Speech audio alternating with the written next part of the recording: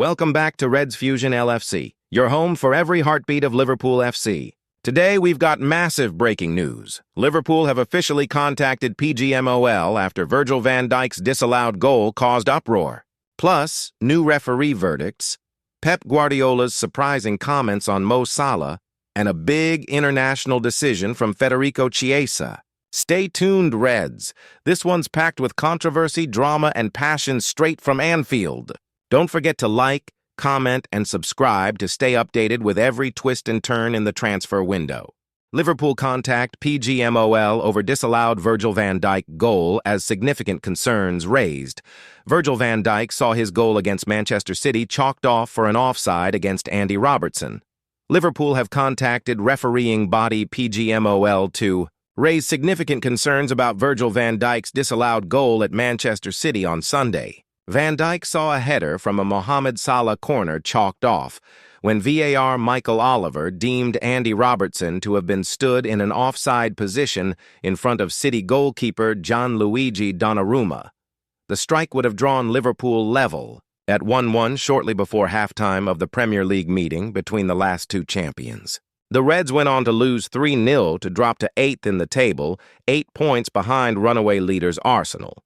It is understood Liverpool do not accept the premise the decision was arrived at for subjective reasons and reject suggestions that the view of the goalkeeper was impeded by Robertson, who ducked under the header on the basis he was clearly not in Donnarumma's line of vision. The wording of Law 11, which deals with offside, is in the view of the Reds criteria-based, with the club therefore insistent no elements of that criteria were met, and the goal should have been allowed to stand. The law states a player in an offside position can only become actively involved in play by playing or touching a ball passed or touched by a teammate, preventing an opponent from playing or being able to play the ball by clearly obstructing the opponent's line of vision, challenging an opponent for the ball, or clearly attempting to play a ball which is close when this action impacts on an opponent, or by making an obvious action which clearly impacts on the ability of an opponent to play the ball. Liverpool have scrutinized all available footage from multiple angles and are adamant the goal should have stood. The Echo understands they have now contacted Pgmol, Professional Game Match Officials Board, Chief Howard Webb to express their concerns over the decision and how it was arrived at. Liverpool accept that while such calls are rarely straightforward, they have questioned how the outcome was reached, given the checks and balances that are central to the VAR process and are strengthened by all available angles and audio. It isn't the first time Liverpool have been involved in a controversial VAR call. In September 2023, the Pgmol admitted to a significant human error when a goal from Luis Diaz failed to be acknowledged by referee Simon Hooper, despite being awarded by VAR following a check for offside. The Reds eventually lost 2-1.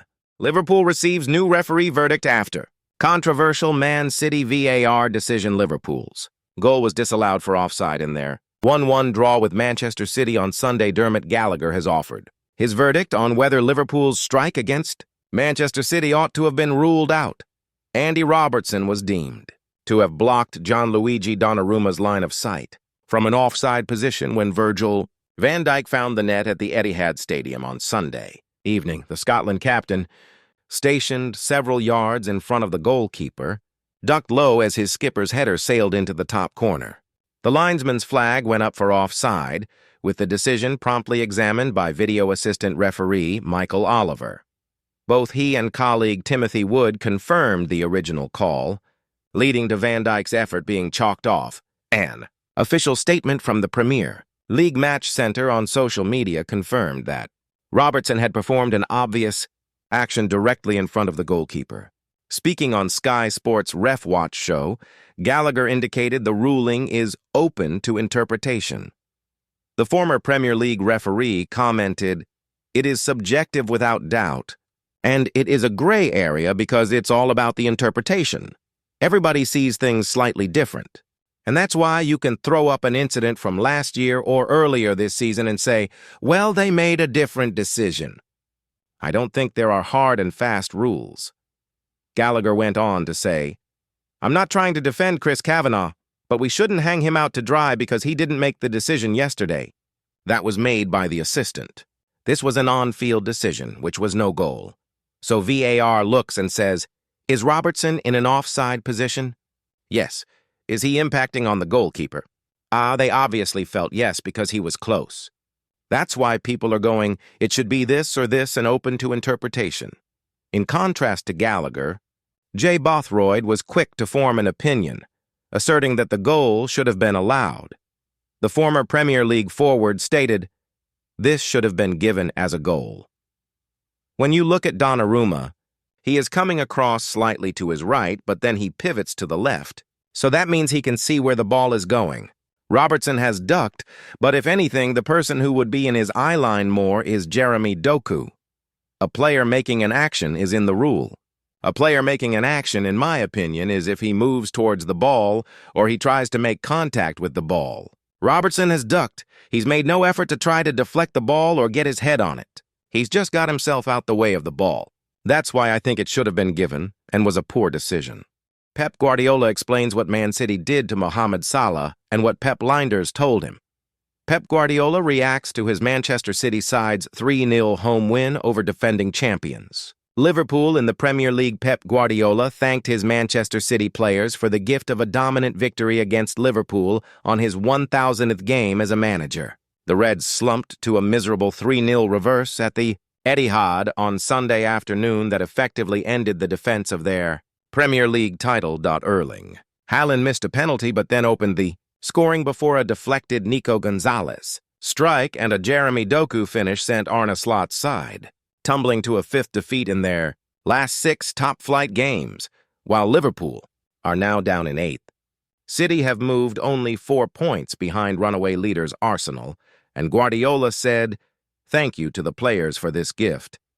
Against the most important opponents we have faced in my 10 years by far. To see players like Andy Robertson and Mohamed Salah in so many battles, hopefully there will be more and more. We press high to regain the ball quick, and I like to see my team do short passes and have the ability to run." The first half was really good offensively and defensively. Second half, we talk about the duels, and everybody in our mindset is we have to win the duels. We spoke a lot about the duels in the last few days. In the start of the second half, we lost some duels, and the game became more difficult for the players in the middle. But the back four and Nico Gonzalez were outstanding. It had the feeling we were back in many ways. I didn't like the second half, really not like in the first half. But we have to grow as a team. It was an important win. We are second in the table. Guardiola, now assisted by Jurgen Klopp's former number 2 at Liverpool, Pep Lijnders, highlighted the performances of both Doku and left-back Nico O'Reilly, who was up against Mohamed Salah. Salah has been a nightmare for many years, and Nico said he had to be aggressive with him, said the City boss. It helped that whenever Mo had the ball, we had 3 or 4 players around him. You will never have a better test as a full-back than to face Salah. Defensively, we were really good, especially in the first half.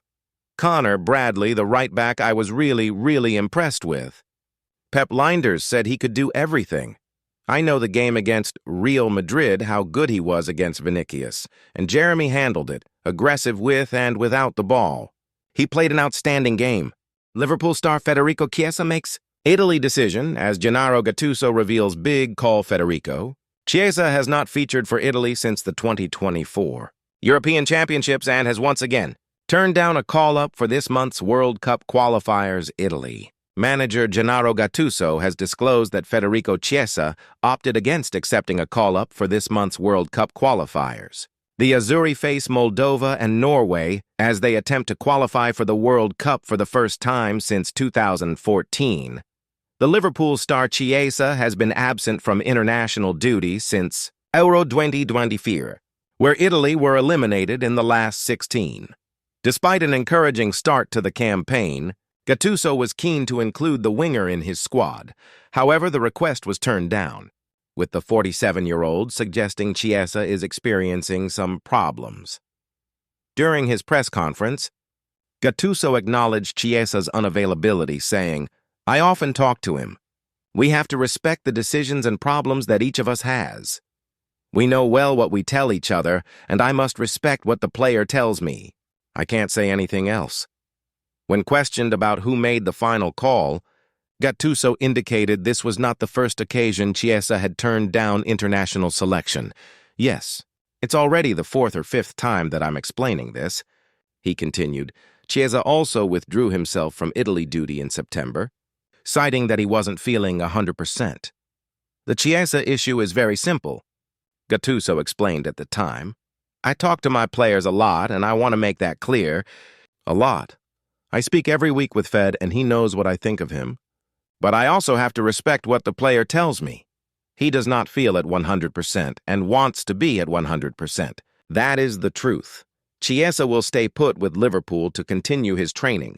This season, he's made 8 appearances in the Premier League and featured twice in the Champions League.